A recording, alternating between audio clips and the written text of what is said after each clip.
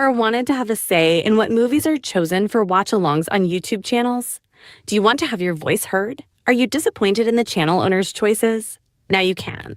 Deadates on Deck wants to know what content you want to see discussed. Stop by my live streams for your chance to pick the next watch-along I cover.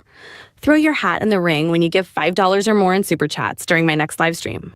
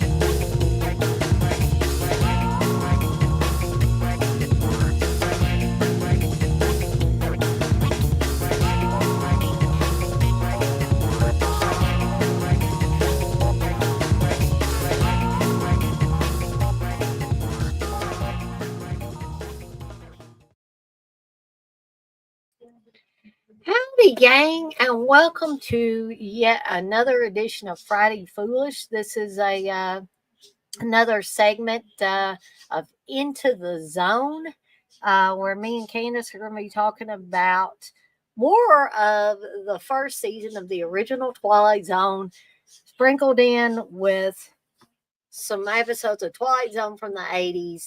Candice hasn't had a chance to refresh herself on those, so I'm going to be sprinkling those into our conversation this evening. And maybe, kind of comparing those with the first season of the original Twilight Zone. Candice should hopefully be joining me at some point in the near future. She had some things that she had to take care of, so she possibly may be running a little late. But when she gets in here, I will be sure to add her, and hopefully I can. Hey, Wes, happy Friday to you as well. I had the whole Friday off, but there's a big but in there. I have to work for 4 hours tomorrow from 8 to 12. And then Steve's going to take me out for lunch. So there is an upside to the whole thing. And then y'all send good thoughts or prayers my way for Monday, which is Martin Luther King Day. As that is evidently, according to Smile Doctors, that is a big production day for our company. So hopefully it's not too bad and there's not too many, major things that go on Monday. So if I can get past Monday and I can survive Monday, be doing really, really good. I'll get some housekeeping stuff out of the way while I'm waiting for Candice to join me. Those of you that watched my David Lynch little video that I did, I'm still really bummed out about David Lynch passing away, and I can't believe that I didn't know about it. It happened on Wednesday, and here we are Friday, and I'm just now finding out about it. Now it all makes sense why people were doing videos about David Lynch. So I added mine to the group of videos. I hope those of you that watched that got something out of it. And maybe if you have not been a watcher of David Lynch's work, maybe this will encourage you to check out his work. Okay. So um, I am planning on no watch alongs this weekend, but next weekend there will be a couple of watch alongs. Dog Soldiers for Saturday and Cube for Sunday. So that's next weekend. But this weekend is going to be the return of the movie munchie. Can't talk. Movie munchies on Sunday.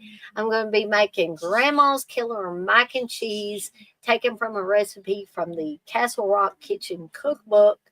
So this is going to be pre-recorded, folks. But I'm going to try to put it out there around, uploaded around 3 p.m. Eastern time on Sunday. So y'all try to check that out if you can. And also, even though I was bummed out about David Lynch's passing, it did get me thinking about another movie munchies I can do. So instead of getting one movie munchie a month, you're going to get 2 this month, because the following weekend on Sunday, I am going to be making a damn fine cup of coffee. This is taken from a recipe that Kyle MacLachlan, the original Agent Cooper from Twin Peaks, actually did a video on and put this together. So I'm going to be making that, and also making Twin Peaks cherry pie. That was a recipe that was put together by fans of Twin Peaks, because evidently whatever the original recipe for that cherry pie from the Twin Peaks television show was never released. The secret is not out on that, but fans of the original Twin Peaks show have put together what I think is a really admirable version of Twin Peaks cherry pie.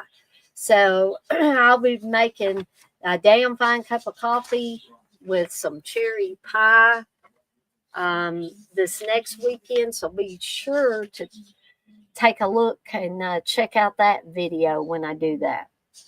Okay.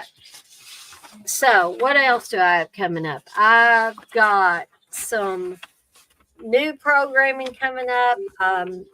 The films of Dick Randall. That's probably a message from Candice. Let me take a look at this. Okay. So Candice is running a little bit late. So I will try my best to keep you guys and gals entertained until she gets here. And then we'll start talking about the zone, Twilight Zone, when she gets in here. So anyways, so I've got, I'm going to be finishing up Corn on the Cob, which is the films that Sandy Cobb produced. Hopefully I'll be finishing that up real soon. Excuse me, folks. Leftovers from me being sick, evidently. I still am sneezing, still got still have a stopped up ear. So, but other than that, I'm feeling pretty good. So, also, I wanted to say, I hope you guys and gals have noticed the new Friday Foolish logo, which I think more accurately exemplifies the Friday Foolish show. This is an AI version of me and Candice. And I hope you guys like that on there. So that's a little thing, but I always like to try and improve the logos and different things. And I think that the logo that we had before that I created was not, didn't accurately portray the Friday Foolish shows. But I should be soon finishing up the films of Sandy Cobb, the Corn on the Cob series. I should be finishing that up soon. Hey, the poet.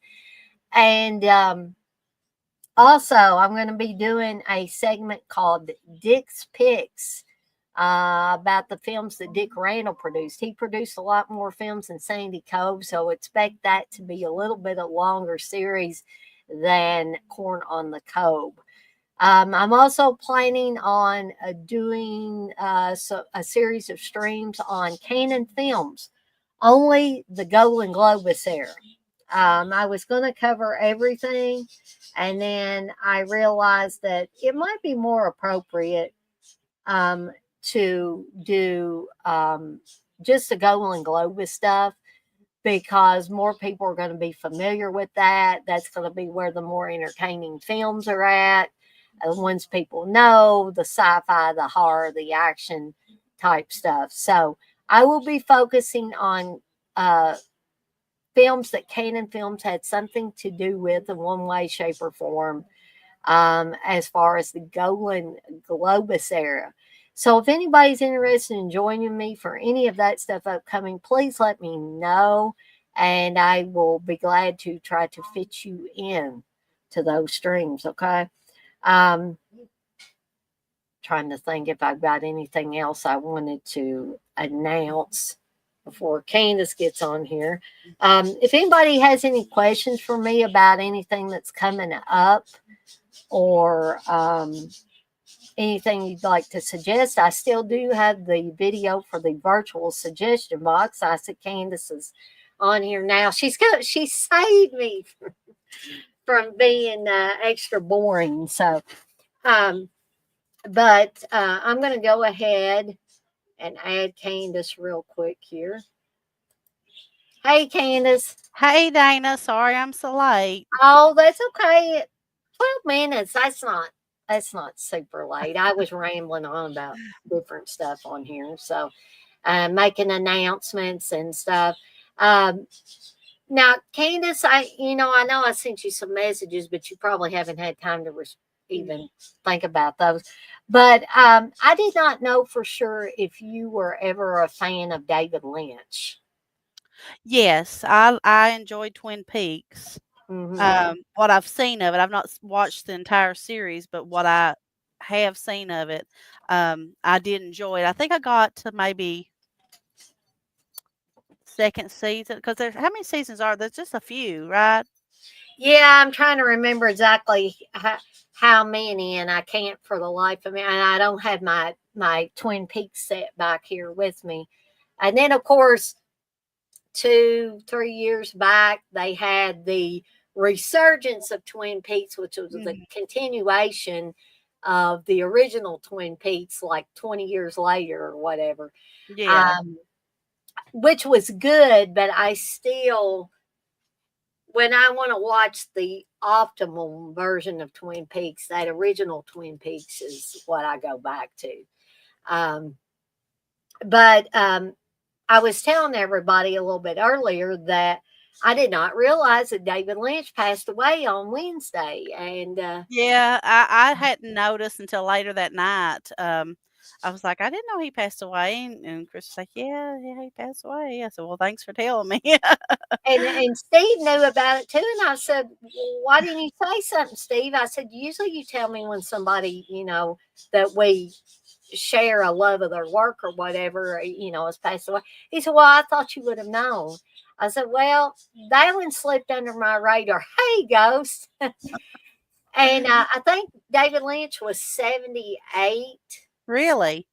I believe that's what the age he was listed. But I don't know if David Lynch had been sick or anything. I haven't really had a chance to watch anybody else's videos that's done videos on. But I threw my hat in the ring and I put my video out a little bit earlier called David Lynch a Portrait. So if y'all haven't checked that out and you have an interest in David Lynch, you might want to check out that. It's kind of like a highlight reel for David Lynch. I Oh, talked for cool. about 36 minutes. Um, but yeah, I'm a little bummed about David Lynch passing away Yeah. because I think David Lynch was a genius. I know we're not on here to talk about David Lynch, but that it's pertinent. to what Well, it makes me want to restart the series of Twin Peaks and to watch it all the way through. Because I've not watched it all the way through. I got close to getting. I think I was.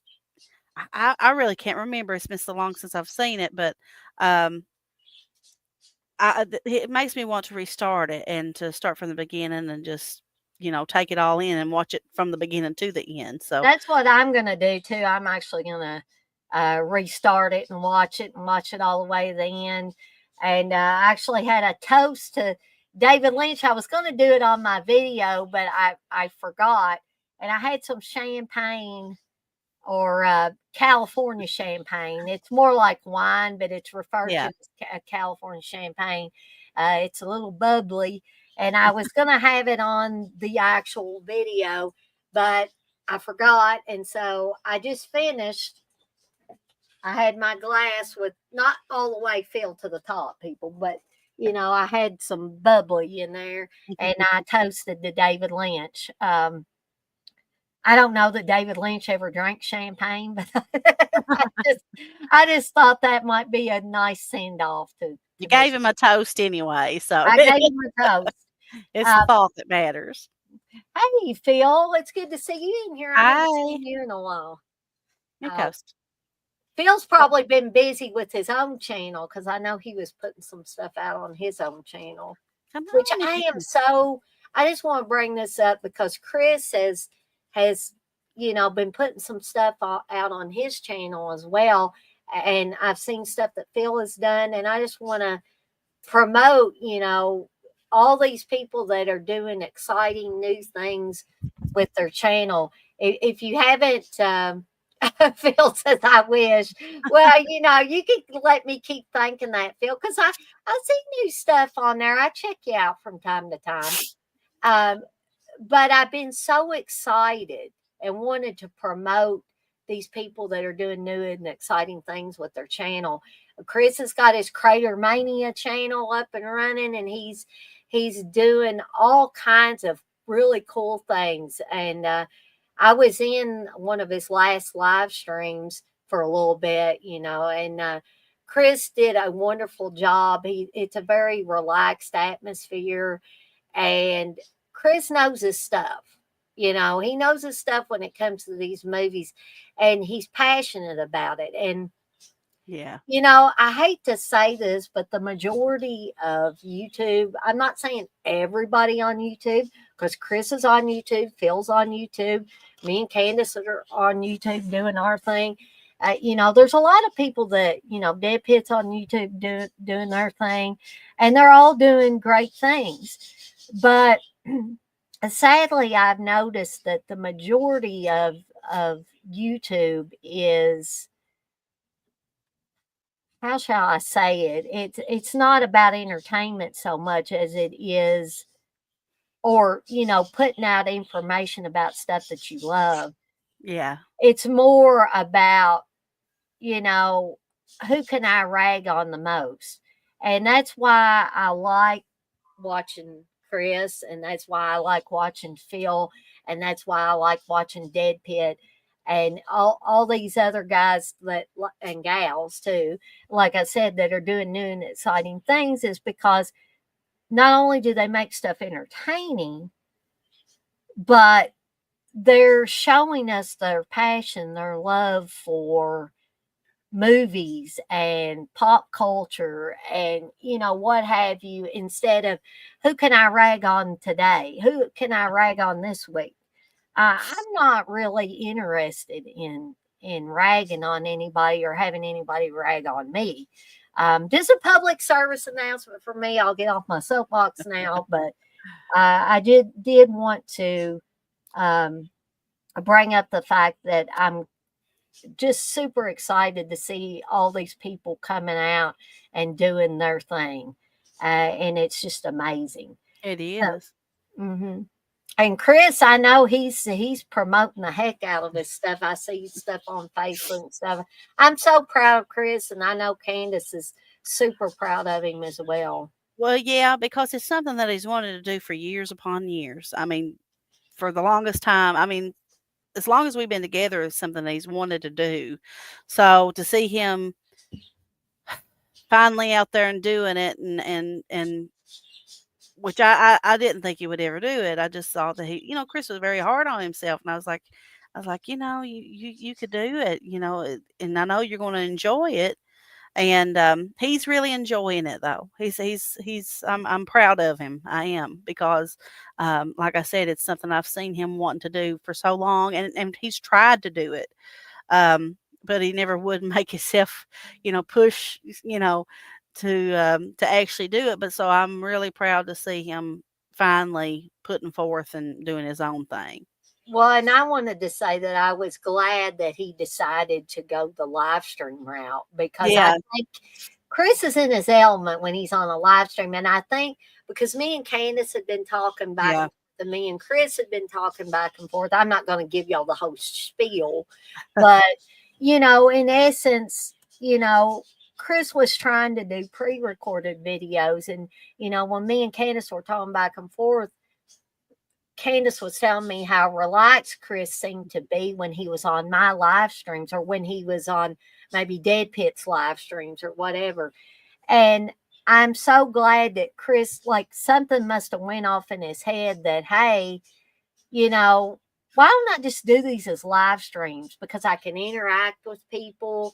And I think when you do live streams, you don't have time to obsess over every little thing. I've noticed it with myself. If you're doing a pre-recorded video, you just, I got to make it perfect. I got to make it perfect. I got to make it perfect. When you're on a live stream, it is what it is. It's like live TV.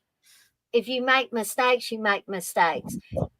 But the great yeah, thing is you get to interact with people. People are in the chat. You get to bounce things off of someone.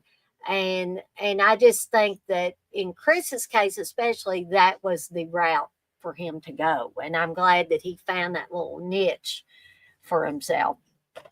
But I could go on and on about, about everything, but then we wouldn't get to talk about the zone. Sorry So, about moving around so much. Noah's got this new gaming chair, and I couldn't find the thing. I was way up, and I was like, it's uncomfortable. So that's I was trying see, I have a gaming chair too, or a racing chair. I think yeah, they call them racing that's chairs. what he has. Yeah.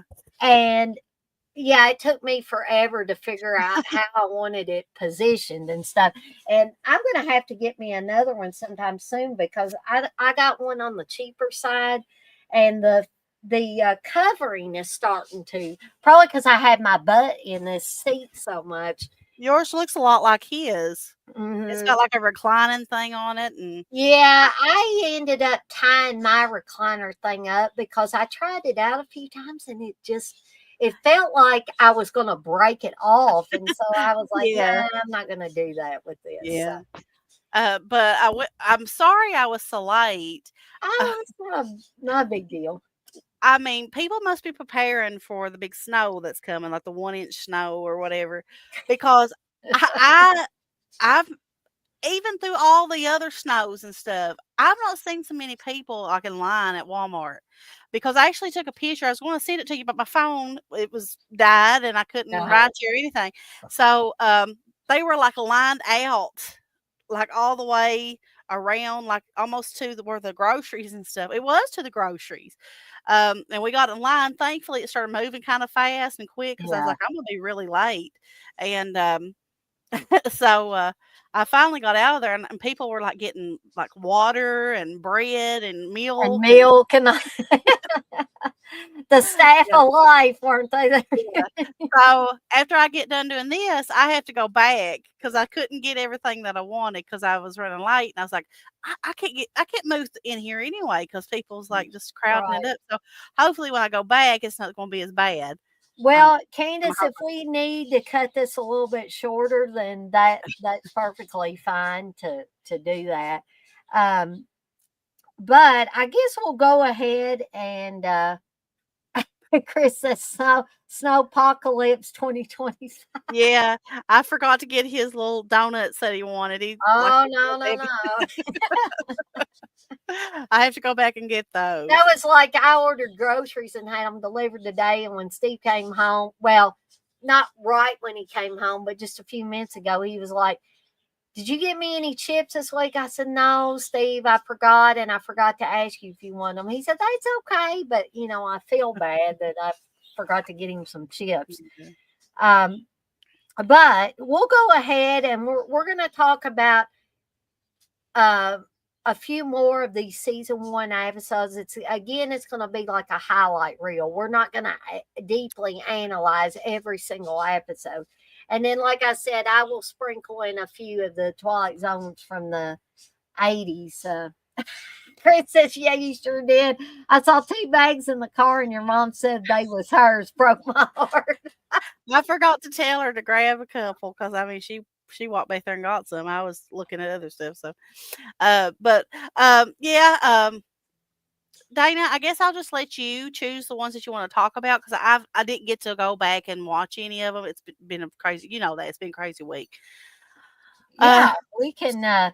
But I've seen them all, so you just choose the one you want to talk about, and I'll. Well, let's converse see. with Let you. me.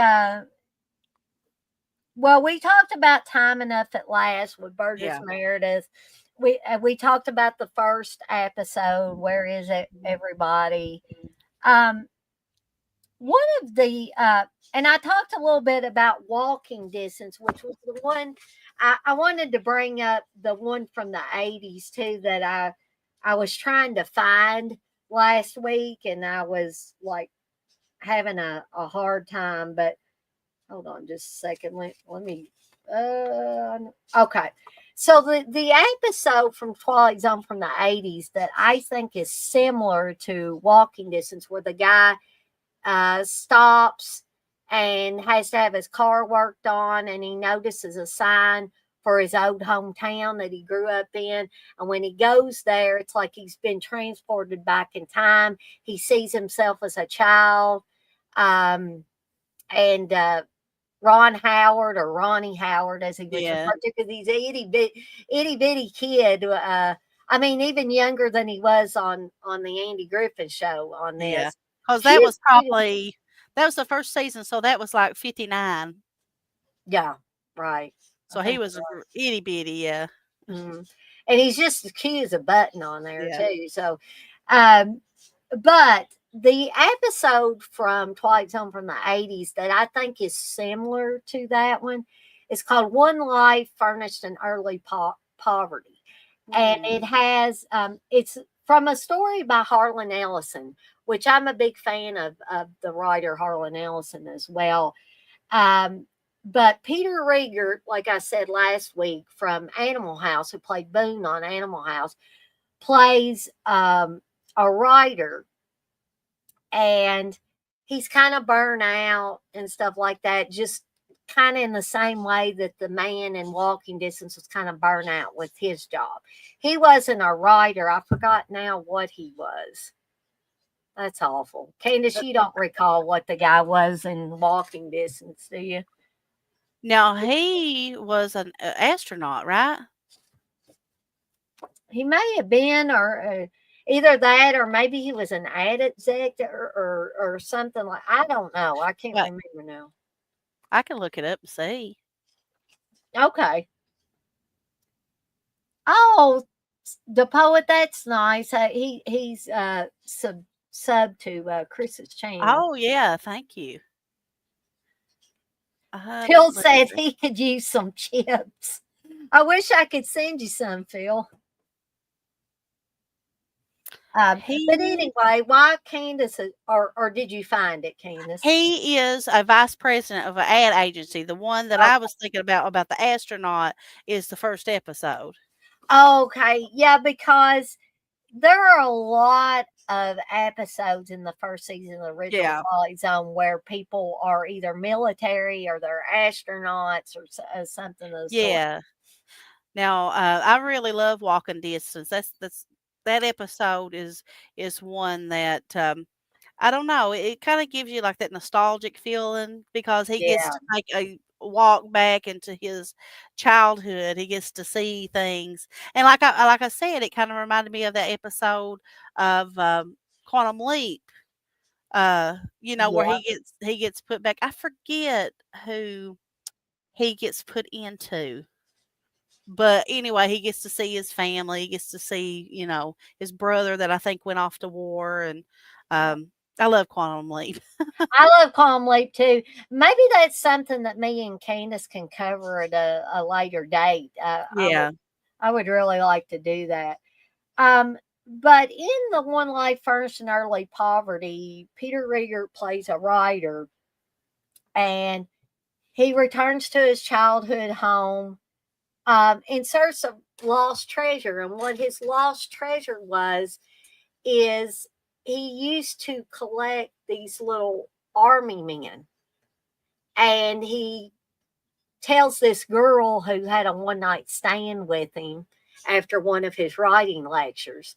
Evidently, he's a guy that plays the field a lot. So um, she's asking him about it, and he said, yeah, he said, I used to collect these as a kid, and then I would bury them in our yard, and then I'd come back later and unbury them, and it would be like finding lost treasure, some lost treasure from long ago.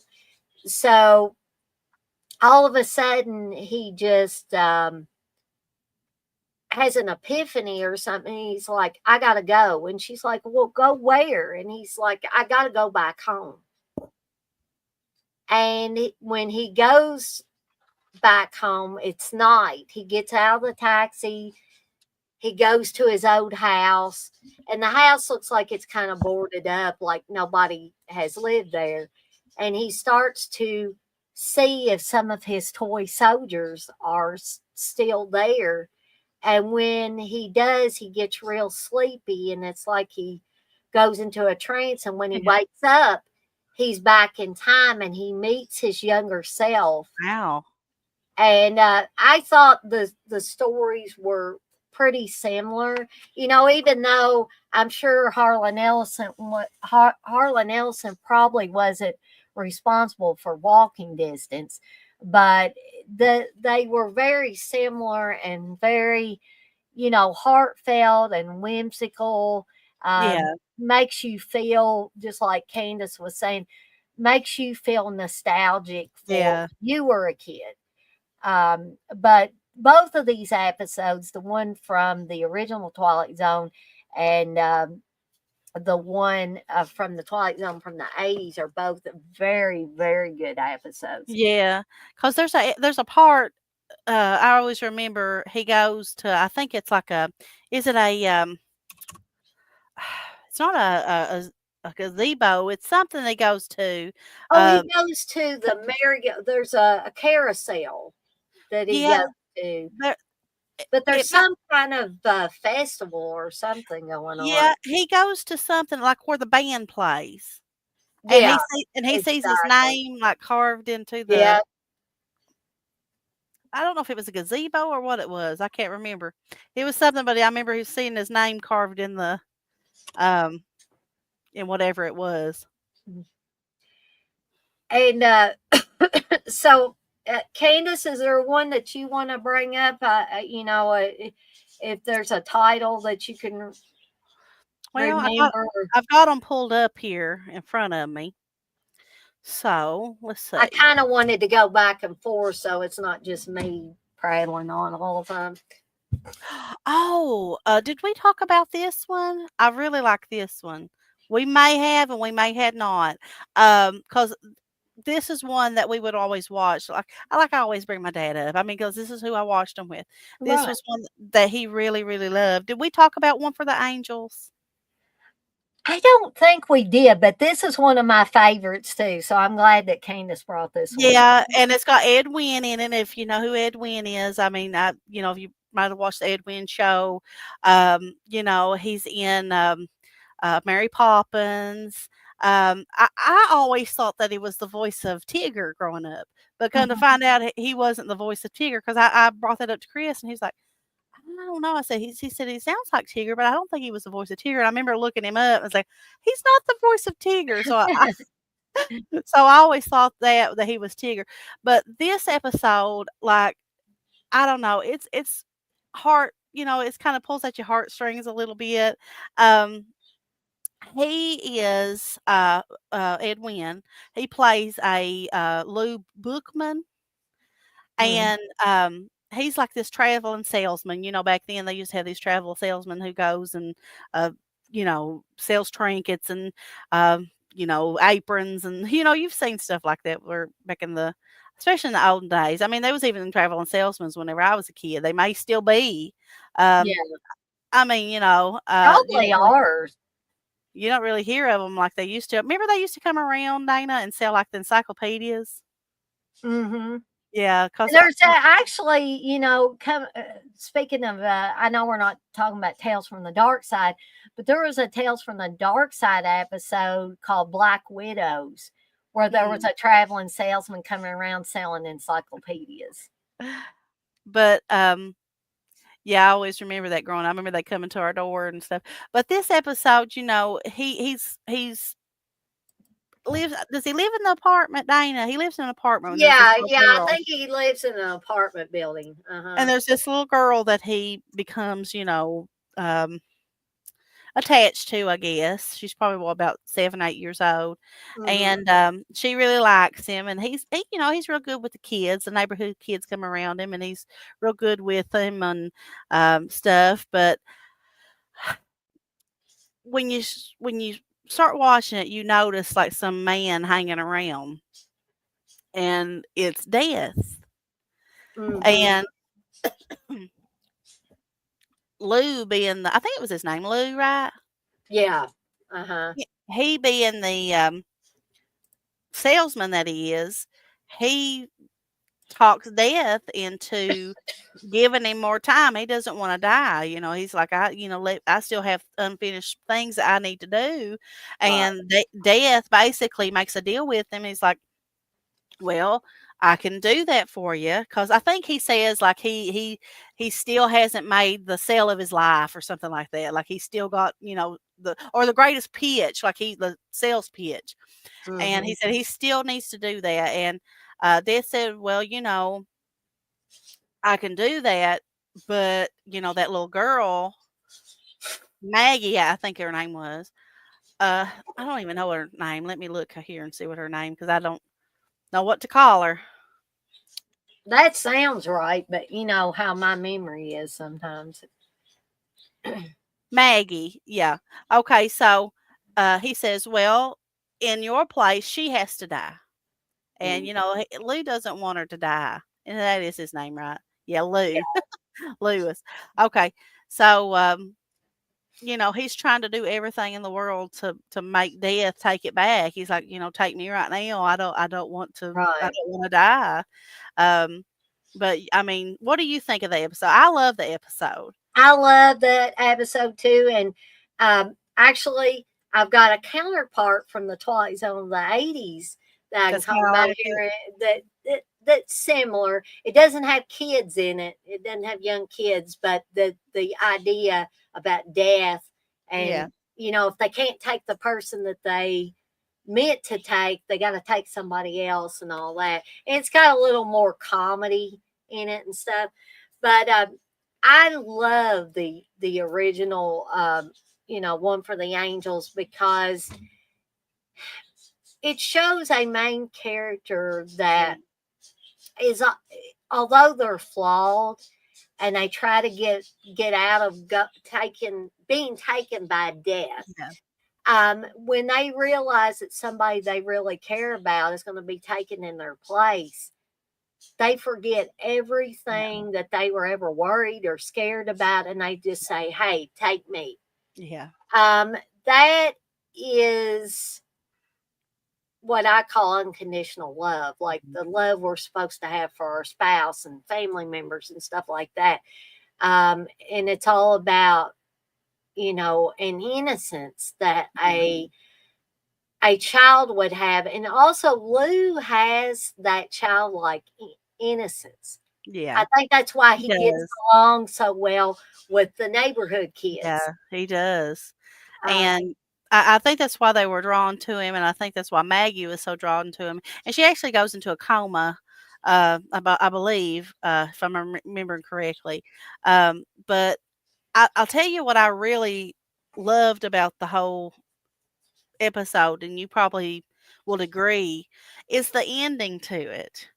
Because, are we giving, do you not want to give the endings or Oh anything? no, I mean some of these, the ones with a great big giant twist, I don't like to give away, but this one's not really like that. I don't feel like. Well, at the end, he ends up pitching himself, I guess, to death, trying Mhm. to change his mind on, instead of taking little Maggie, take him. And he gets up there and he gives this great, pitch, and death himself, I mean, he convinces him. And I just love the end because he goes and he's just ready to to go on to the next, realm. And I believe, and you can correct me if I'm wrong, I believe he's like, "Did I make it up there?" or something like that, and he's like, Yeah, yeah, "Yes." he does say something to that effect. Yeah. I always like that. I wish I had to watch these again. I'm yet not prepared. Um, but it's been really busy and stuff. I'm not even making it home at night, in time really to sit down and watch anything before it's time to go to bed.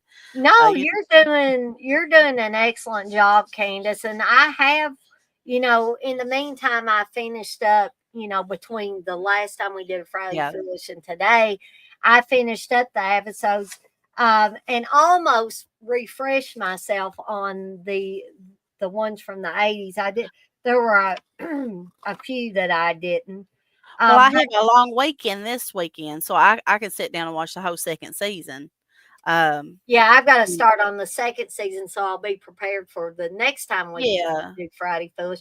Now, I want to tell everybody, and I've already told Candace this, um, and we'll decide, if we just want to reschedule or we want to do it over the weekend or okay, what. But the last Friday of the month, not next Friday, but the Friday after, I'm scheduled to work a late Friday, which means I got to work till 7 Eastern time, which would cut into our Friday Foolish at 6. So, um, so me and Candace will work out the ins and outs of that.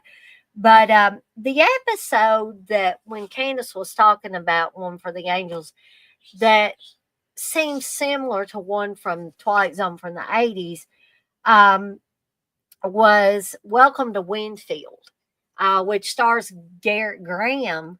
If any of y'all know the actor Garrett Graham, I really like Garrett Graham. He played the stepdad or the foster dad, and he was a real asshole. Sorry to say it, but he was a real asshole in Child's Play 2.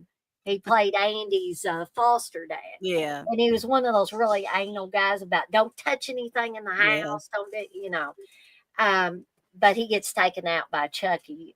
Oops, spoiler if you haven't seen Child's Play 2 by now. But so I really like Garrett Graham. He can be comedic when he needs to be. He can be serious when he needs to be. But he's sort of comedic. Yes, Chris, I agree. Garrett Graham is awesome. And Garrett Graham actually had a lot to do with this Twilight Zone from the 80s. I think he was a writer on some of the episodes and maybe a producer, possibly. I know Wes Craven had a lot to do, at least with the early episodes.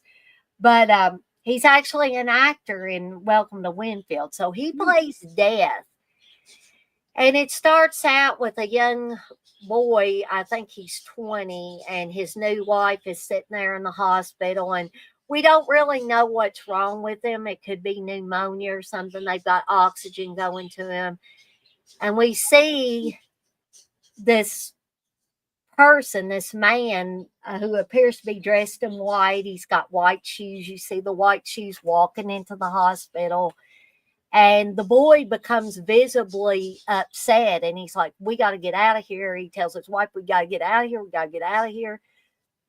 And so he unhooks himself from everything, all the tubes and wires and stuff. And they leave and they end up in this place called Winfield.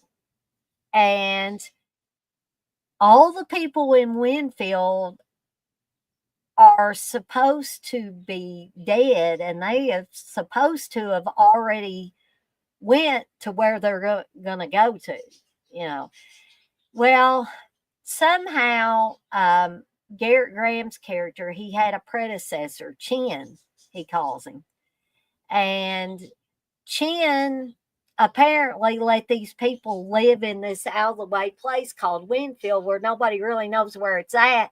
And he let them, oh, thank you, Menelec. Menelec just gave a $7 super chat. He wants as above, so below for a watch along. So I'm going to write that down because, Menelec, I can't remember anything for longer than 2 seconds. So let me do that.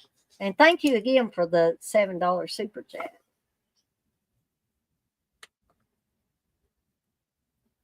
All right.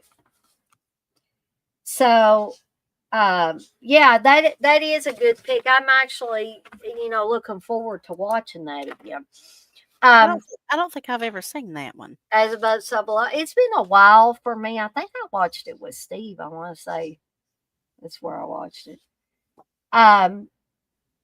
Yes, Chris. He speaking of Garrett Graham, he says TerrorVision, Bud the Chud, a lot of crazy roles. Yes, I'd say Garrett Graham has probably over time had several eclectic group of roles. But he's kind of a straight arrow in this episode. Like I said, he makes a few comedic comments and gets frustrated with the citizens of Winfield. And so he shows up in Winfield, and Elisha, I think it's Elisha Cook. Anybody remember Elisha Cook? He's been in a ton of stuff. He's long gone now, I'm sure, but he was an older guy that showed up in a lot of films. He was in Salem's Lot. He played Weasel.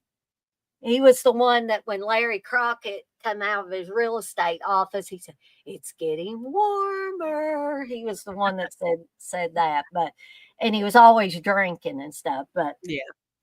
anyway, he lets the cat out of the bag to Garrett Graham's character and says, "Yeah, that young pup that showed up here, and that alerts death that."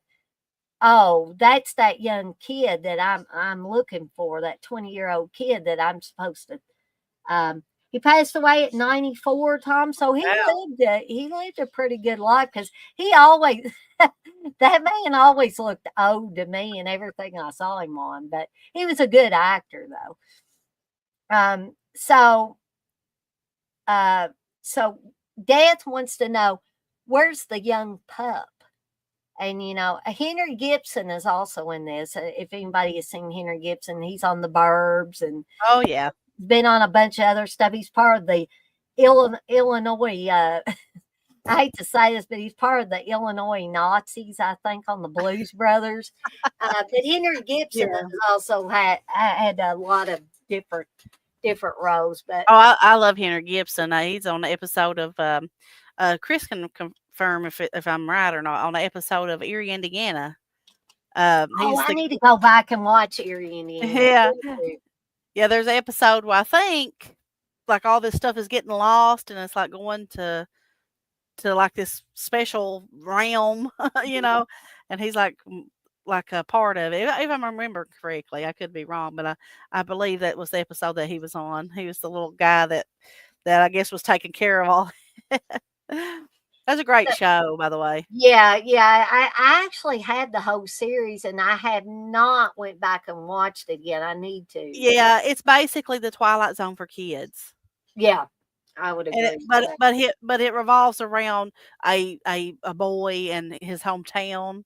But to me, the whole idea of Erie, Indiana, kind of comes to me, reminds me of the Twilight Zone. So yeah, very similar in nature to the Twilight Zone. So in any event, there comes a point where the boy tells his wife, or the young man tells his wife, "I've got to go out there, or else he's liable to take all these people from Winfield." that have supposed to have already went to their final destination, but they talked Chin into letting them stay there in Winfield. And so he goes out there and he says, I'm ready to go with you. He tells Dad, I'm ready to go. And all the citizens of Winfield say, take us, please take us. Don't take the boy. We're way, way older. We're ready to go. We should not have been allowed to, go past the time that we should have had on this earth, And so Garrett Graham as Death just gets totally put out with all these people. And he's like, just be quiet, He just wants them to hush. And so he talks to Chin again. He has a little phone in his car and he's like, hello, Chin, don't put me on hold again. The whole conversations between him and Chin are very entertaining. And he finds out that, yes, Chin was the one that did all this stuff. And he says, well, Chin, if you did it, basically, I'm going to do it. And I'm going to let this boy go and have a little more time on this earth. And Chin's like, well, what about the paperwork and stuff? And he's like, well, you did it. I think we can, I think we can do it again. So the whole thing about the little girl in the one for the angels, going into the coma, and Lou saying to Death, please, don't take her. She's got her whole life ahead of her. I've had X number of years on this earth. Go ahead and take me. I'm ready to go now. So that when Candice was talking about that reminded me of the Welcome to Winfield episode from Twilight Zone from the 80s. So as you guys and gals can see, although a lot of these episodes aren't exactly the same, they are of a similar nature. Let's see. Chris says he's also the grandfather that's a leprechaun in this Disney movie I like called Luck of the Irish. Yeah, I love Luck of the Irish. She's talking about Henry Gibson. Oh, okay. Yeah, that would make sense. That not that he just seems like a leprechaun, but he seems, of that. He plays one well. And Chris also says Joe Dante had the idea for Erie, Indiana, while working on Twilight Zone, the movie. That's pretty cool. Interesting. So I know I've talked a lot about Welcome to Winfield, but I'll bring up another one of these original Twilight Zone episodes. Which one did I want to talk about here? Hold on just a second here. Oh, Escape Clause, which is episode 6 of season 1. So we got a guy that's afraid of death. He's afraid of dying. He's a little bit of a hypochondriac. Oh, yes. Yeah. And he's driving his wife crazy. He's afraid of germs. He's afraid of this. He's afraid of that. So he ends up making a pact with the devil. Yeah. For immortality. But eventually, it's not all it's cracked up to be. Being invincible, basically, and not being able to die is not all it's cracked up to be, because he thinks he's going to get a kick out of dying and not being dead, and it gets boring after a while. So what did you think of this episode? Yeah, from what I remember of that episode, I like it. It reminds me. It reminds me of something. It reminds me of a Tales from the Dark Side episode called Life Bomb. Is it the episode on Creep Show? Is he a hypochondriac in that? The one with the roaches? Yeah, I'd say he is, because he doesn't like germs. He doesn't like bugs, obviously. That's what it reminds me of. It reminds me of, and oddly enough, there was another episode on that season, on the first season, that reminds me of an episode or of a segment in Creepshow 2. But we'll talk about that later. I'll bring that up later. But it kind of reminds me of that. What was that one called? Let me see. Do you remember, Chris, what that segment? Chris is all over. He's all over all this stuff, so he probably does. Upson Pratt. That Yeah, episode. I think that's what it's called. yeah, Upson Pratt. Yeah. They're creeping up on you. yeah, with E.G. Marshall. Yeah, yeah. So I it's not exactly like that, but for some reason it reminds me because his house is real white, you know. Yeah, right. So Silent. for some reason it reminds me of that. But yeah, I like that episode. I would have to go back and rewatch it to tell you, you know, in depth what it is, but I always remember liking it. And I'll give away this twist, folks.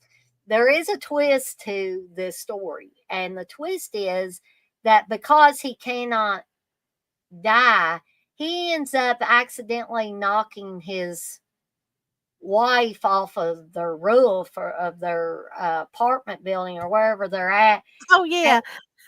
And he, he calls them up and he says, I murdered my wife. Yeah. Calls the police on himself. And he thinks that, that's going to get him, get him to kill him, and that's going to be the end. Well, they don't give him, death by execution. He has to spend his entire life in prison. Yeah. Which, you see him holding on to the bars and he's, If remembering correctly, though, the ending is kind of what he wants, I guess. Yeah. You are right on that. But it almost was like he was never going to get out of this. There was never going to be a way out of it. Which makes you wonder, without giving the end completely away, it kind of makes you wonder, like, when the end did happen, the ending of the show, even though he kind of got what he wished, it doesn't show you the aftermath. So, Right. you know what I'm trying to say, Dana, without saying it. So it kind of leaves you wondering, you know. Yeah, it kind of, what happens, You but know what happens. it's not explicit about, Yeah. the details, I guess, is what we But you don't know where he goes. yeah, Or exactly. You know what I mean? Yeah. Well, you kind of have to know where he went, so. But Chris says, what did you ask? Sorry, I was working. Oh, I was asking you about that creep show. They're creeping up on you. Is that what it's called? Mm-hmm. Yeah, that segment with the roaches. Which he may say gruel in too, that guy that's yeah, he does. And I did not know until I watched like the behind the scenes stuff that Tom Savini doesn't like roaches. He doesn't like bugs. Well, I don't blame him. I don't like him either. I am not like spiders as far as creepy crawlies. That's the only thing I don't like. I don't understand. Like, I don't want roaches. I don't want anybody to think I'm disgusting. I don't want roaches on my countertop. I don't want them on my dishes. I don't want them on my food. They're nasty creatures. But they don't give me the heebie-jeebies, if that makes any sense. Rats, mice, snakes. Oh, no. They Nothing like don't. that. But spiders. Yeah, I have arachnophobia really There's bad. some kind of, I have arachnophobia, I guess. I have an aversion to spiders. As bad as I have arachnophobia, Abby, our friend Abby, has even worse arachnophobia. I remember we used to go to conventions and walk. I did not know that Abby had arachnophobia. Yeah, we would go to the conventions and stuff, and you probably wouldn't walk around with us at the time, or Right. you would have seen it. The people that had like the taxidermy things, she can't even look at that stuff. Like if she sees a spider, like it just Oh, well, she's worse than Because me too, because I yeah, can look at I that can too, yeah. and I can see like a tarantula or something if it's a live one.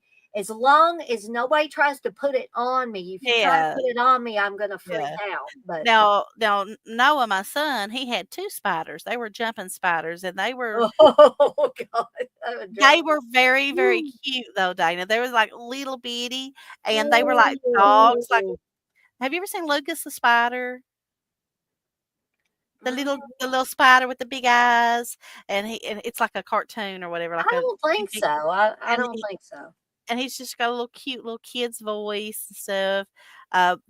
That's what they look like, and they have these real big eyes, and they look at you, and they like tilt their head like a little dog, like they're looking and wondering what you're doing. Ugh. Uh, Did no, they would I they think you jump like it. on you, Candace? Like if he opened up their enclosure, would they hop out If or you put your finger down there, it would probably like tilt its head a little bit like a little dog, and then if you put it there and offer it, and it would trusted you, it would jump on you.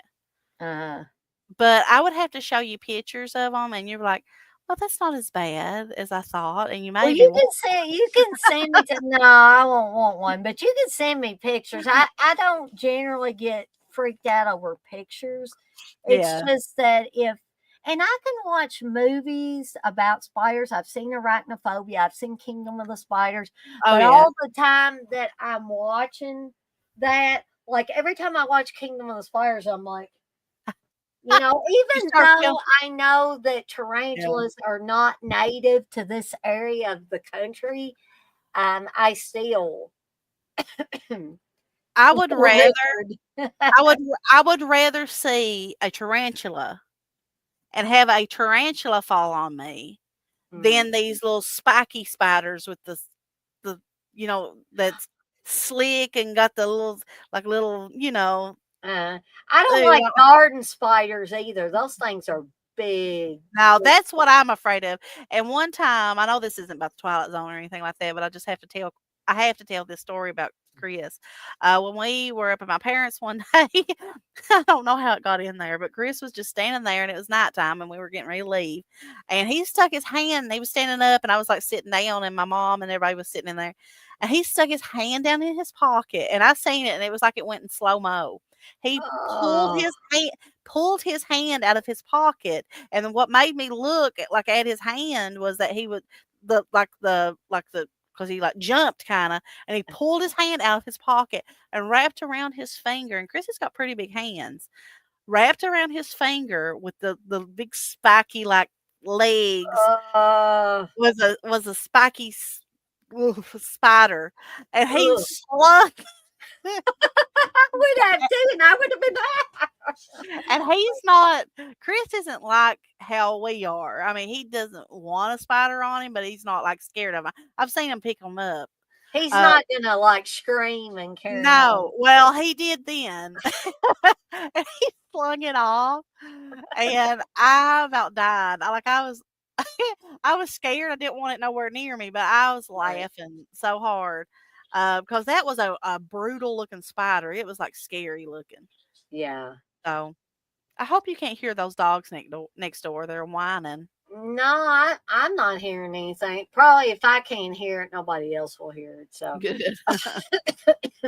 but I don't know if people have seen. I've seen a black widow spider. I got a story about. I know we're getting all off on spiders, but I promise I'll quit telling spider stories. Um, Chris, they're all gonna laugh at you. Um, one time, me and my mom were sitting in her swing outside, and we were just talking back and forth, and there was this stump beside her swing.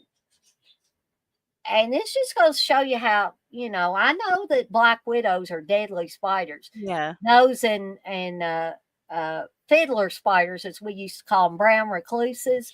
Those, did y'all call them fiddler spiders, Candace? The brown recluses? I've heard people call them that, but we just call them brown recluse. Mm. When I was growing up, everybody always called them fiddler spiders because of that fiddle shape on Yeah. the back. But anyway, mom and I were just sitting there talking, and all of a sudden, in mass, these ants started running out of this stump, and I had never seen that before. They were just like a bunch of townspeople, Yeah. only they were ants. And then I saw why they were leaving. This big old black widow spider. It had the hourglass shape on its back. I've seen them before, yeah. And my mom said, "Oh my gosh, it's it's a black widow spider," and she stomped it, Yeah, I just don't blame her. and those poor ants, I guess they were terrified because there was this gigantic to them, Yeah, monster in there, and I had never seen that before or since. But that's crazy. mm,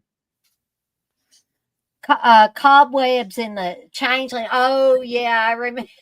I remember that. Yeah.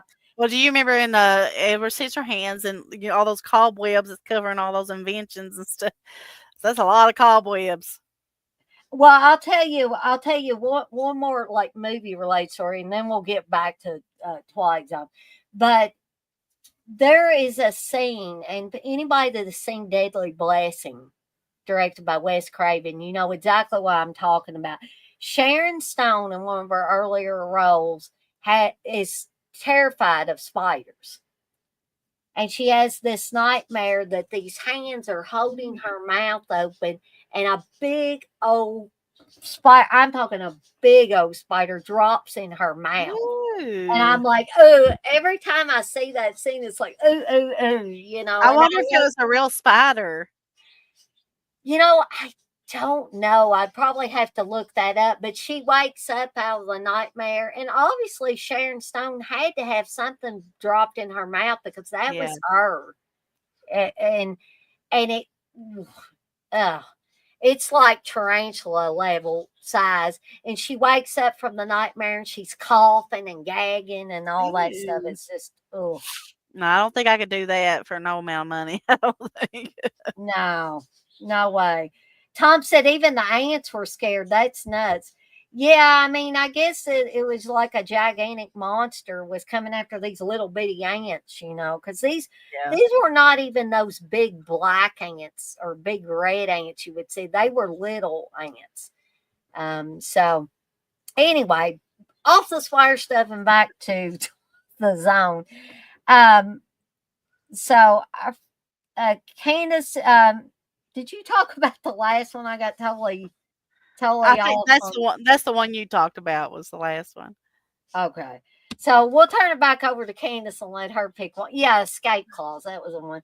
So what Well, happens? I get off on spiders and I forget myself. the one that I was going to bring up because it reminded me when we was talking about the last one. Whenever I brought up Creep Show, was one that always reminded me because I remember watching Creep Show 2 for the first time, and whenever I seen that segment, I instantly thought of that Twilight Zone episode. It's the hitchhiker. Yeah. Yeah, with Inger Yep. Stevens in it. She played in with Clint Eastwood, Hang 'em High, I think is the Yep. one that she was in. Um, but that episode, it kind of, I mean, obviously the one from the segment from uh, Creep Show 2 is a lot more creepier, Mhm. especially as the time goes on. But that episode of the Twilight Zone, this woman, she's going like through like this, on this road trip or whatever, and Ingrid Stevens or Ingrid, I don't know how you say her name. It's like Inger or something like that, Stevens. And Uh-huh. she is like on this road trip and she keeps on seeing this hitchhiker, this man. Yeah. And I think her car like breaks down It and kind of reminds me, I don't want to interrupt you, Candace, but it kind of reminds me of Carnival of Souls as well. yeah, it does. Which she kind of looks like that's a who plays in that? I'm trying to remember her name. Candice something, right? Yeah. I forget her name though. That plays in Carnival of Souls. But yeah, you're right. It kind of reminds you of Carnival of Souls as well. But this man, she keeps, I think her car breaks down and all that good stuff. And but the premise of the shot of the episode is that she keeps on seeing the same hitchhiker, even if she's going, there's no way that he could be making it, you know, as far up as he Right. is and stuff. So she's convinced that he's going to kill her. And she's just like scared to death. She's like, "What is this?" Like confused, which I would be. I mean, that to me that sounds terrifying. Yeah. And that segment from Creep Show will always freak me out. What did he say? Are you going my way or something like that? Thanks for the ride, Thanks lady. Is for what the he ride, lady. yeah. That's it. And I seen somebody cosplay that guy Oh, at a really? convention one time. Yeah, like That's when he cool. was all like falling apart and Messed stuff. up. Yeah. And he had like a sign or whatever. I don't know. It was pretty neat. The guy that was cosplaying him did really good. Mhm. But you're sitting there thinking, I mean, it's a creepy, because hitchhikers kind of freak me out anyway. And I think one of the reasons why they kind of do, which you don't see people hitchhiking like you did, especially like whenever I was a kid, like in the 90s, you see them all over the road, on the side of the road. But um, I think because of all the things that was going on, like in the 70s with like the serial killers and stuff like that. So to me, even though not all hitchhikers are creepy and scary people, you Well, have to be you watch careful, you uh, know.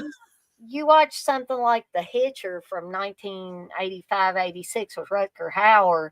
Have you ever Yeah, seen The Hitcher, Candace? I don't think so.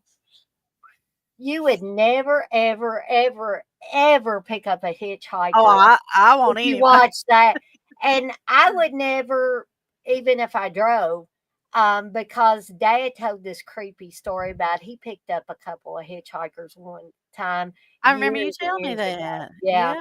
And it was a very bizarre and unsettling experience for him. Nothing happened to him, but he was afraid something was going to happen to him. And he told my mom, he said, "I'll never pick up hitchhikers again." Now, one of Chris's relatives, I believe, I believe it was his relative or somebody they knew. I believe it was one of his uncles. Picked up a hitchhiker and the guy tried to kill him, and it ended up, I think, cutting his finger off. Mhm. Ugh. Yeah. So that's just creepy anyway. But the episode, it's one of those like suspenseful episodes that his great uncle Buster, he said. Oh, okay. Um, but as it continues to go on and on and on, um, she finds out, because she makes it to a phone and she calls and they, um, or, she's trying to call her mom, but they say that, she's went crazy and come to find out, you find out what's going on. You find out who the man is. Yeah. And, it ends. I guess it's not surprising, the ending's not surprising, but it kind of takes you aback at first when you're Right. like, "Oh, well, that makes sense now." So, but I do remember, like, at the end, the guy is, he's like, "Well, are you going my way?" Because she is, Yeah, well, basically. basically, yeah, You she definitely is. Um, yeah, I really like that episode, and I agree with Candace too that it is creepy. And see, that's part of the variety of not only the original Twilight Zone, but also the Twilight Zone from the 80s, in that some of the episodes are whimsical and Yeah, nostalgic, but some of them are downright frightening they are. and and Yeah. and stick with you for Mhm. some time to come after you watch them. Yeah. Um, But that yeah, episode, it's one of those episodes, I guess it's a I guess it was kind of a warning not to pick up hitchhikers, but at the end, you're like, well, I get, I guess that kind of all makes sense. of course, it works both ways too, because there have been innocent people that have hitchhiked and got in with serial killers and ended up Yeah, dead. So yeah, it's bad both ways. So both ways, yeah. And just the thought of hitchhiking, which I'm sure people did hitchhike. I remember my grandpa always telling me about him hitchhiking, like from Chicago and I stuff just like that. I just So, couldn't imagine. In our day and age, I guess we have seen and heard so much now oh that yeah, we times have yeah. definitely changed. That was probably the 60s, early 60s whenever he was doing that, but I still thought that was crazy. I was like, "Papa, that was crazy." Well, I think my Aunt Pam, my mom's sister, um, she used to. I think she lived in Nebraska when my Uncle Jim was in the military. He Mhm. worked on radios in the military. That's Mm. what he did.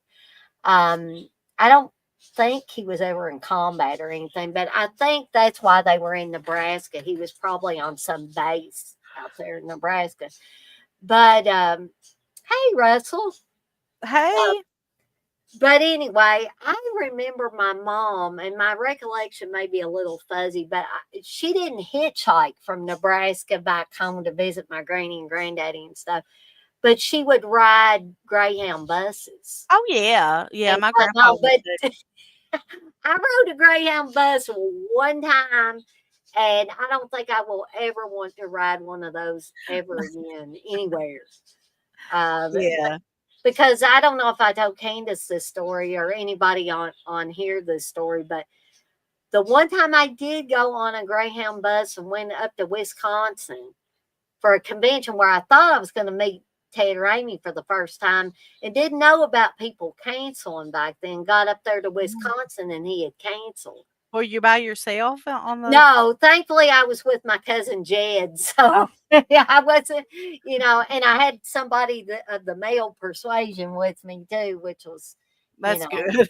was better. No, I would have been absolutely terrified if I'd been stuck in an unfamiliar place, Yeah. without anybody. But anyway, there was a man who I can best describe as Peanut Butter Man. He was the weirdest guy. I hate to call people weird, but he slept most of the time on the bus. But when I told him told him, I was reading what Russell was putting and I was repeating that. But whenever the guy woke up, on one of the few times I seen him wake up, he opened a jar of peanut butter, he took it out of his pack or whatever, and he ate it with his hands. He was just sitting Oh, there, just licking it off his hands. And I'm like, okay, I do hey. not want this guy to. And every once in a while, he'd look at me and kind of smile. And I was like, just go back to sleep. Go back to sleep, dude. You're creeping me Oh out. my god. And then the other thing that bothered me, and maybe it shouldn't have bothered me, is how utterly open people were with complete strangers on the bus. They was telling their whole life stories Oh, to yeah. somebody they hadn't met before in their life, and telling sexual things and stuff like that about relationships that and I'm like, no, no, no, no, no. I would never ever do that. Um, oh, Chris. Oh, you're making me choke. She's like, No, "Oh thank god." God. Thank the good Lord up above that the plot twist was not that Peanut Butter Man was Steve. This guy was weird. And he was he's probably dead now, this guy is. But he was a lot older than Steve probably would have been then. That's that's gonna be something people's gonna grab onto now. They're just gonna be bringing up Peanut Butter Man. Well, I opened myself up to that one, but Well, it can't be any weirder than the guy that me and Chris seen at when we was coming back from Myrtle Beach.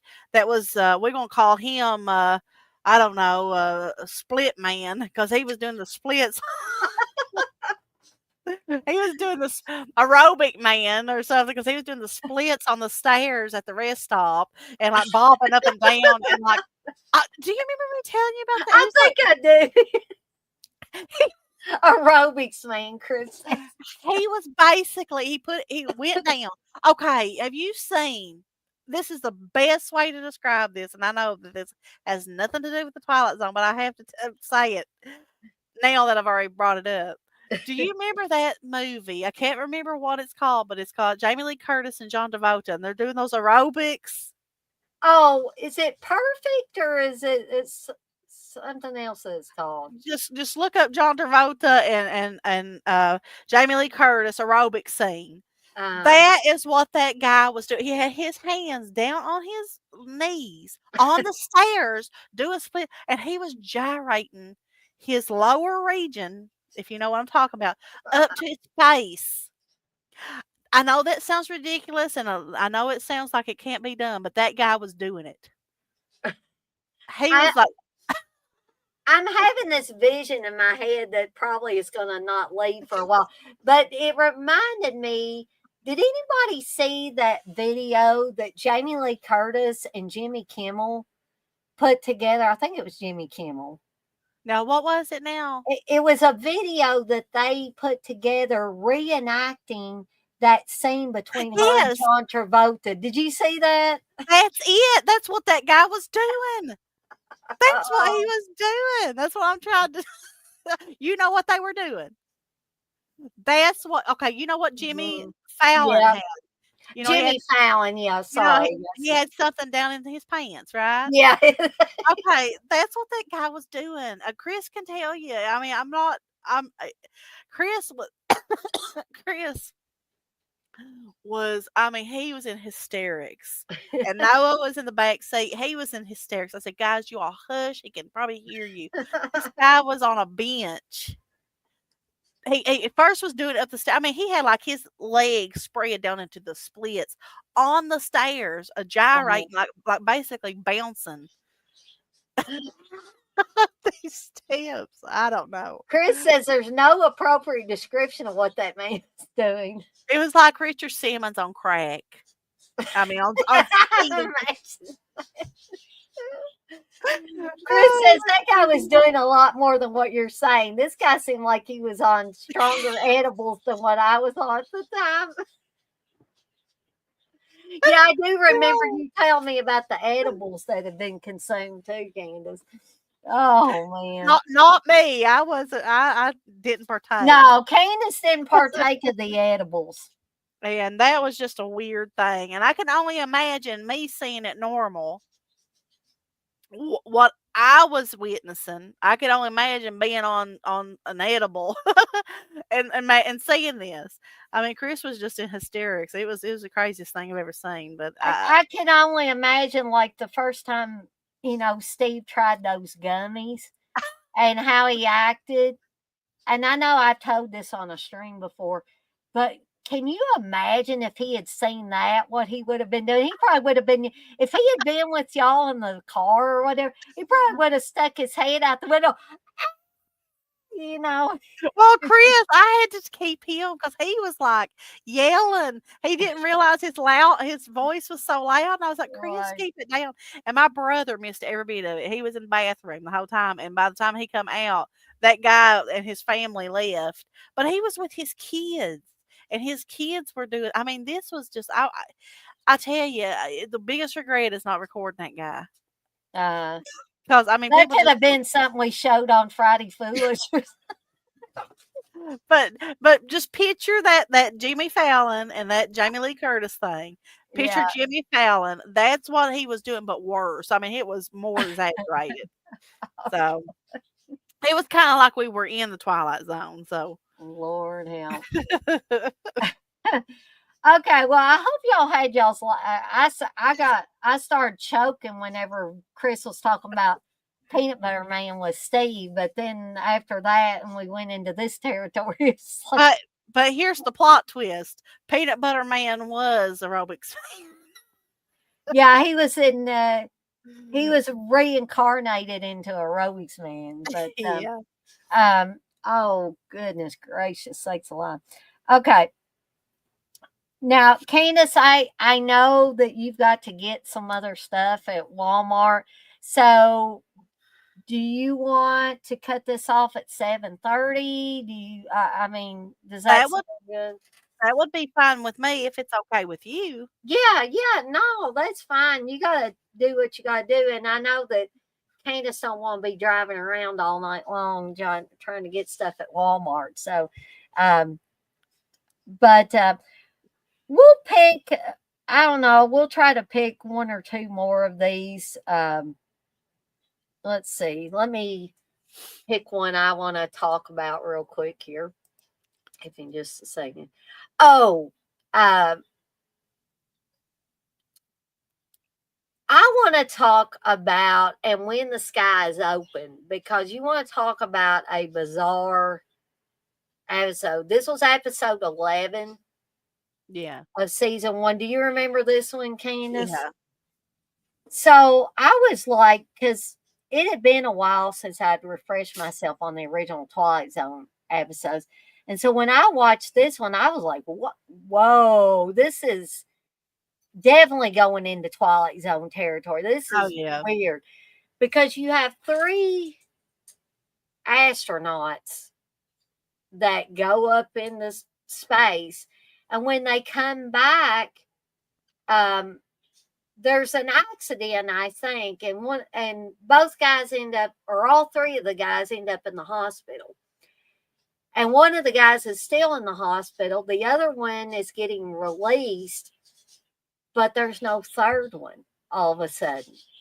And the second guy is telling the first guy, I remember talking to him. He Yeah. was with us. There were 3 of us. But when he looks at the newspaper article talking about them making their flight, Yeah. there's only the 2 of them. Yeah. Too.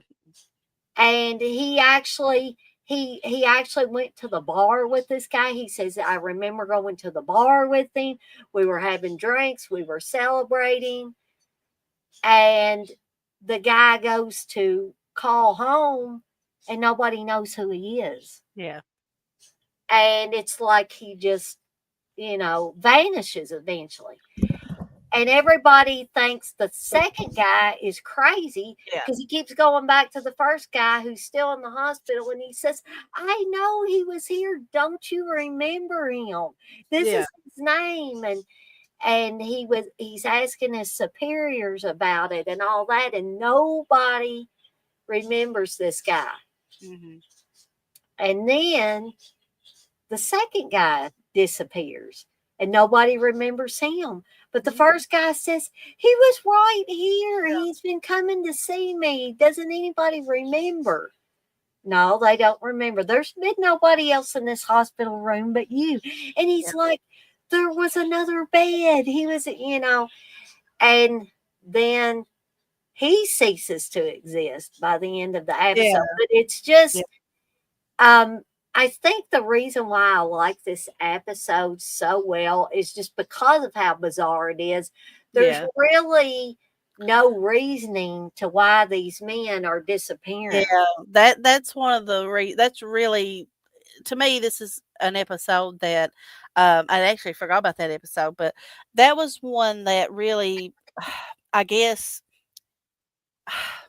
embodies like the Twilight Zone, like what it is, because some stuff, it has no explanation. It's just like, because I think even like he comes on there, Rod Serling, he comes on there and he's like, the way that he, how he does his like outros and stuff.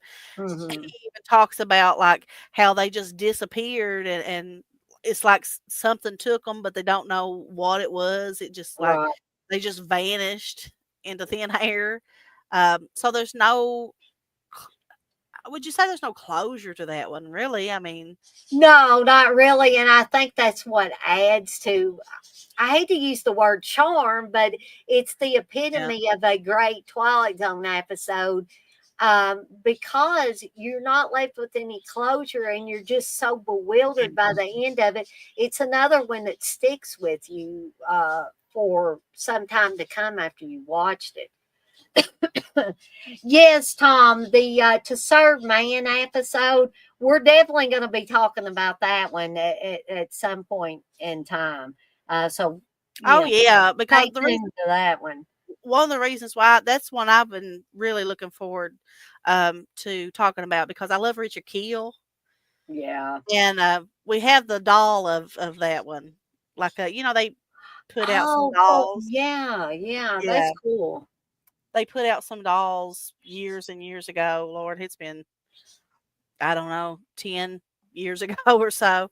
And we had a lot of them. I don't think we have every one of them, but that was one that I really wanted to get because I love Richard Kiel, because he was in one of my favorite monkey episodes.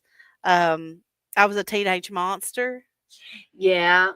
And that episode is so hilarious. I think it's my brother's favorite episode too, but we'll talk about that on the, when we do talk about We're that episode. definitely going to be talking about that one because that's a big Yeah, episode, and that's one of the most popular. Yeah. it's similar again to kind of similar to Twilight Zone from the 80s. There's an episode called A Small Talent for War, but we'll Mhm. talk about that a little bit later. So, um, Candice, is there one more that I know we're at 7:30, but is there one more that you'd like to talk about today or Since we're cutting it kind of short, I'll let you just go ahead and pick the next episode.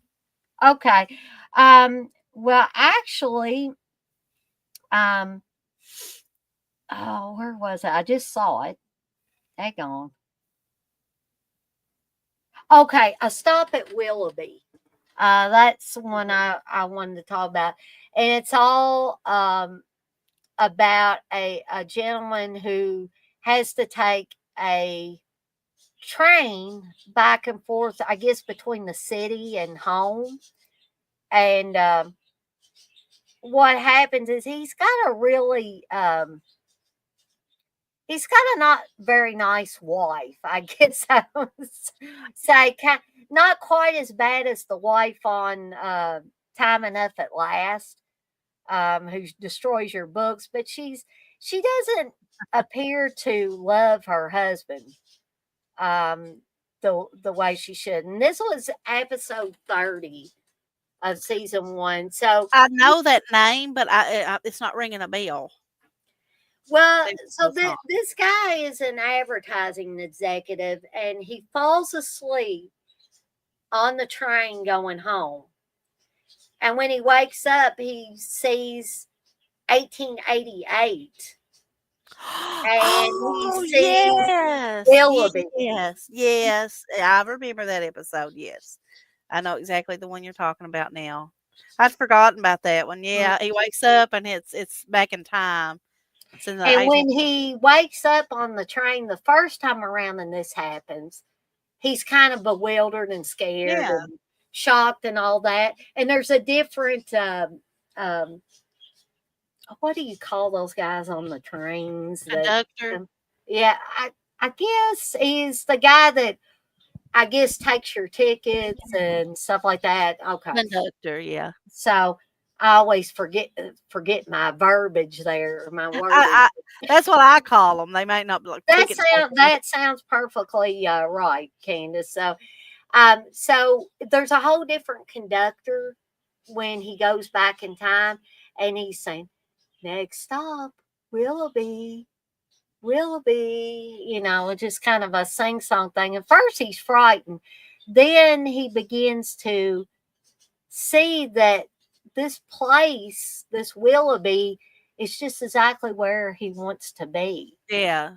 Yeah. It's like a really nice town and just like, I guess, peaceful and, you know, away from his wife.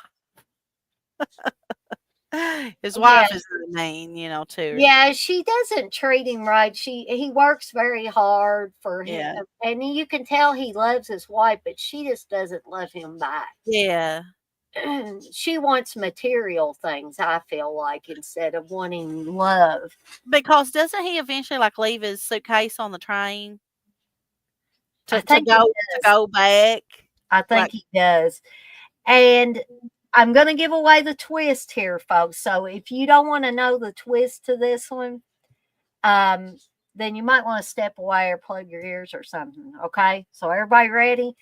So the last time that he falls asleep, because it has to be that he falls asleep on the train yeah. Yeah. before the transition happens. And this time he steps off the train into Willoughby, and he sees these little boys that look like they're going fishing or something. And looks like it's right out of Little House on the Prairie or something like that. And he, is talking to people and everybody's friendly and nice and stuff.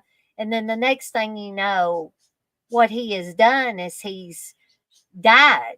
Yeah. That he's jumped to his death. They said, the people that are in the present time say, yeah, he's laying there on the ground. They say, yeah, he just jumped off the train, Yeah.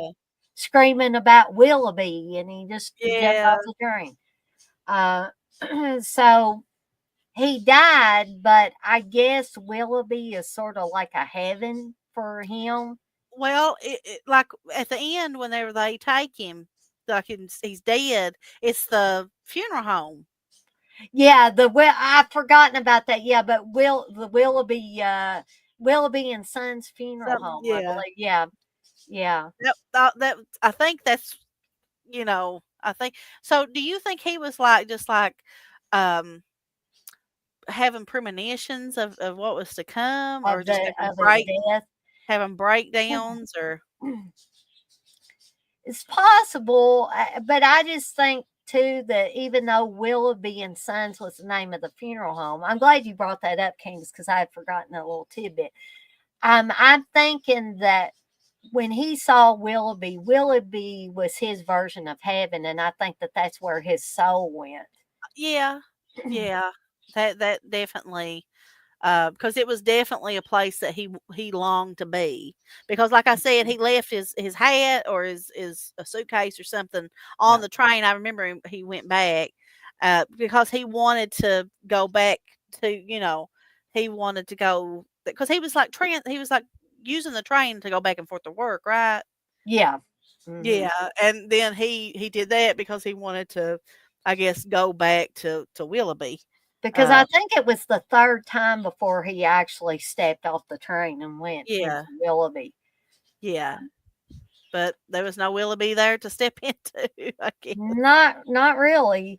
But folks, I've had a wonderful time once again. I always have a good time talking to Candice, whether we're on here or we're just, talking back and forth throughout the day.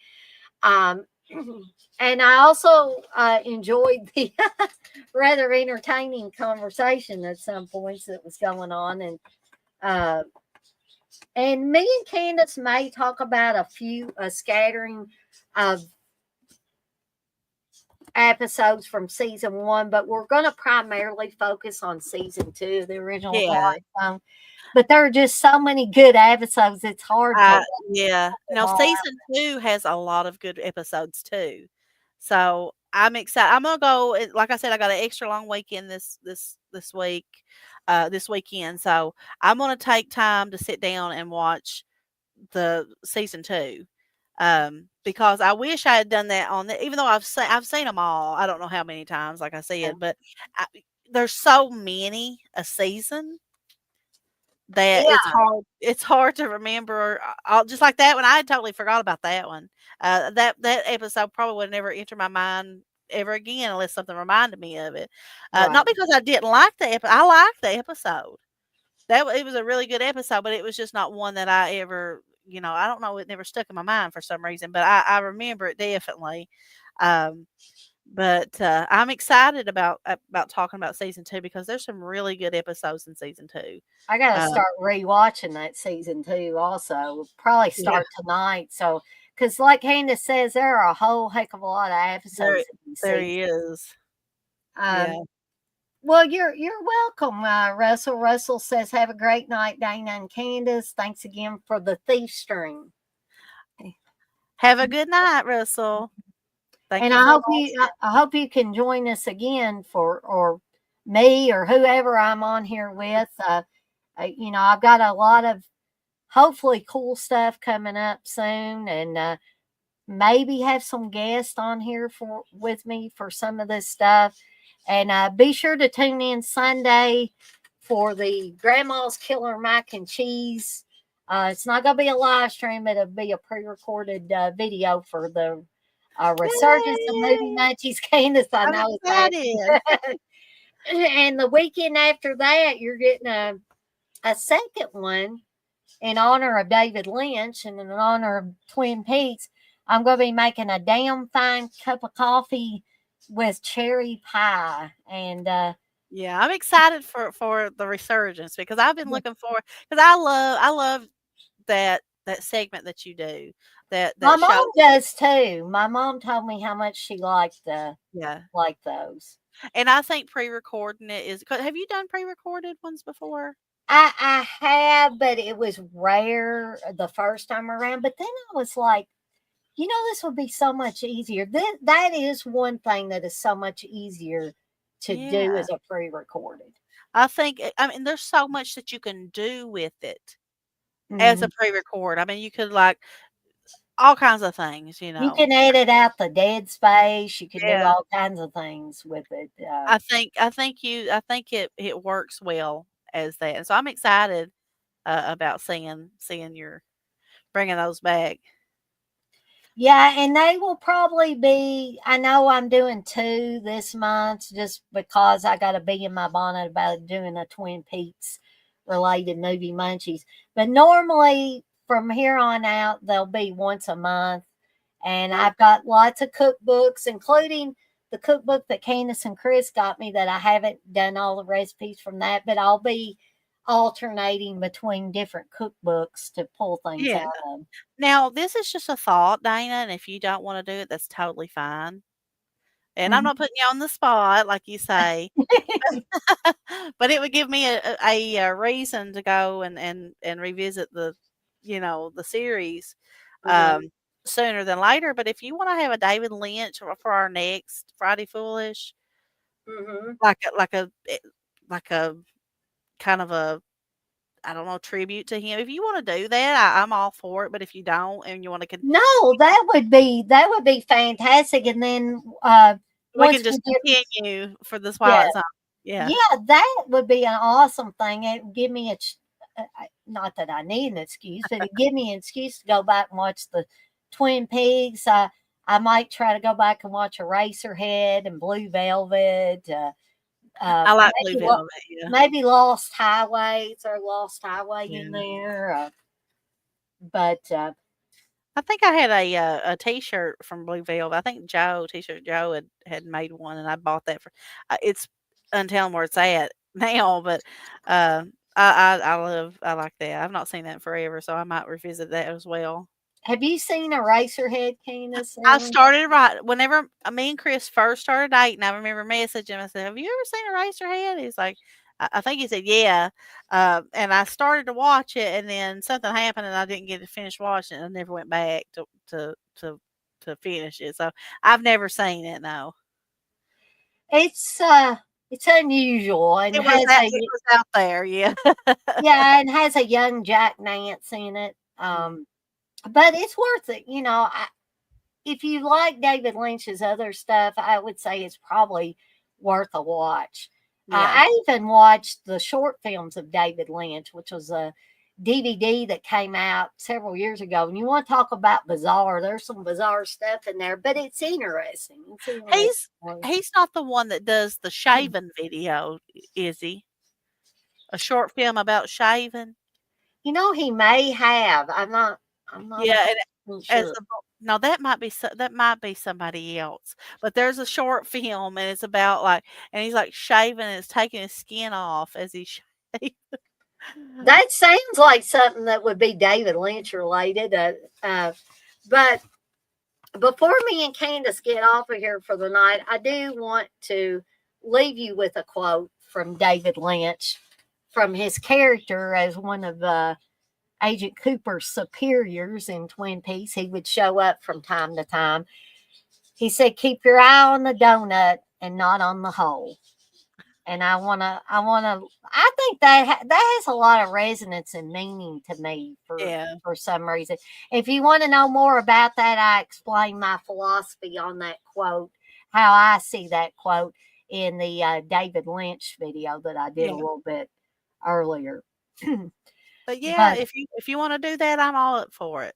oh yeah, let's do it, Candace. Okay. I'm game for it. I've been wanting to start Twin Peaks anyway, and for a long time. This will just give me the kick in the pants to do it, I guess. there you go. And then when we do the next Friday Foolish after that, which we still got to work out the details because I got to work that late Friday, Yeah. the end of the month. But me and Candace will work something out. But after the David Lynch special next Friday, we'll work out the details on returning to the zone. And I want to thank Candace for being on here with me Thank for, you. and I want to thank Ghost for being on here too for another Friday Foolish. And I want to thank everybody that joined us and for all the entertaining conversations. I want to thank everybody that will watch this on the replay. But me and Candace, I guess, are off like a couple of dirty shirts. These shirts ain't dirty, but we're off like a couple of them. Hey, Miko. Hey, Say buddy. hey. Say hey. You're so cute. Y'all are both cute. But I want to remind everybody, as I always do before we get off of here for the night, to be kind to one another and blaze that trail. Have a fantastic rest of your Friday, folks. And we'll see everybody next time. Bye, everybody. See ya.